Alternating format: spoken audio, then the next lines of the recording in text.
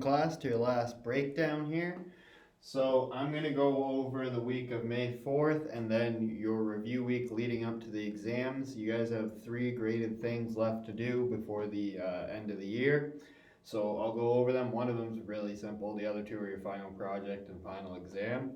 So on Monday, you have your last note of Unit 3, so that's going to just be on some musculoskeletal tools. We've kind of talked about a handful of them just throughout various units throughout. Specifically, you guys might have looked into them or seen something about them when you did your diagnosis and prognosis if you did a physical injury. Also on Monday, I will be posting the exam review and the final project outline. I'm actually going to go over both of them right now. I'm not going to do the answers to the exam review. I'll explain that in a second. But I will go through the entirety of the final project and break down what I expect from you guys.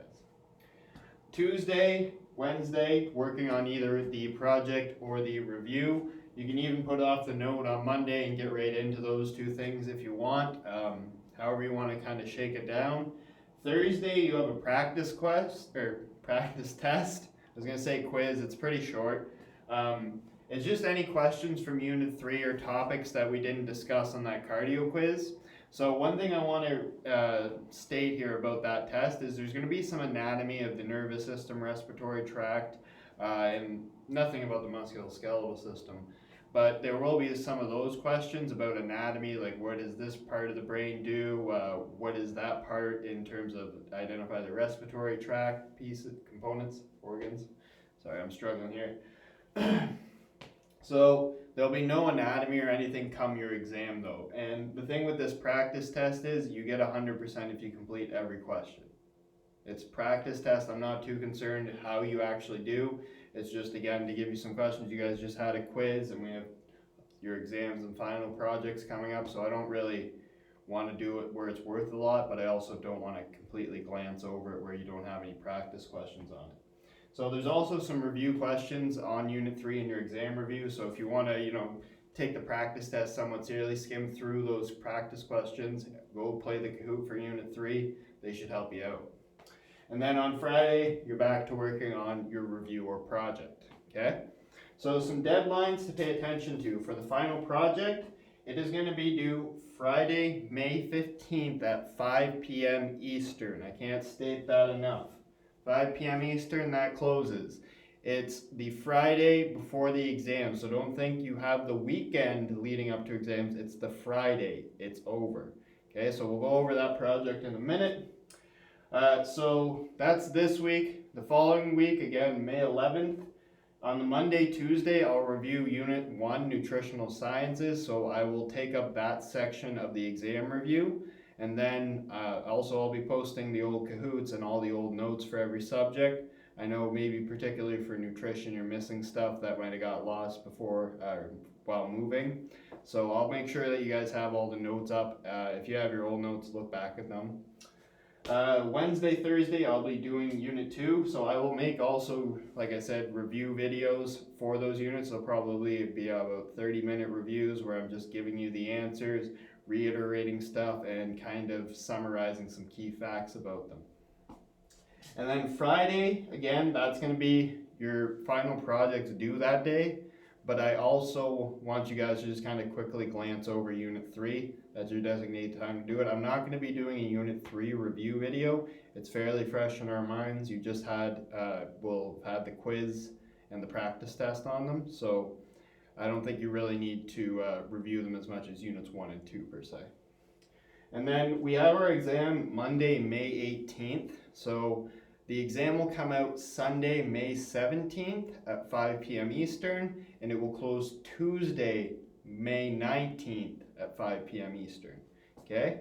So again, you can think of that however you want to do it in terms of your time zones. It's pretty much a 48-hour window there where you can complete the test.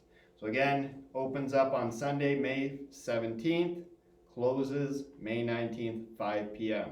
So that 5 p.m. is kind of your key number for exam times, right? Because your final project and exam have to be done by 5 p.m. deadlines.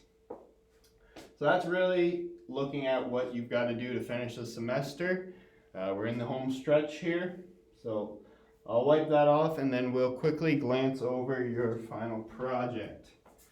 Your final project, let's take a look at your final project here, and then we'll quickly glance at the final exam review as well. So your final project is going to be a journal entry, or a journal composed of 3 journal entries. So there'll be one from each unit. There's a list of topics for each unit. If you don't like the topics and you actually want to come up with one yourself, feel free to come up with one, send me a message, and then I'll approve them. If you do them without approval, it'll be a 0. So think of that wisely.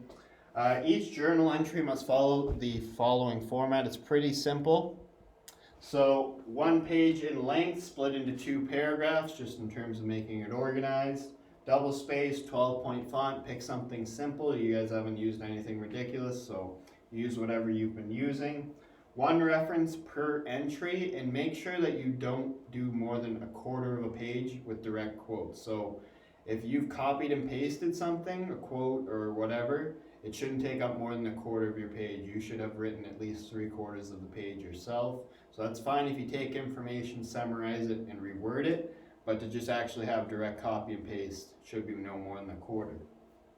So put the title in the top left. So just something as simple as this, just Unit 1, Topic B.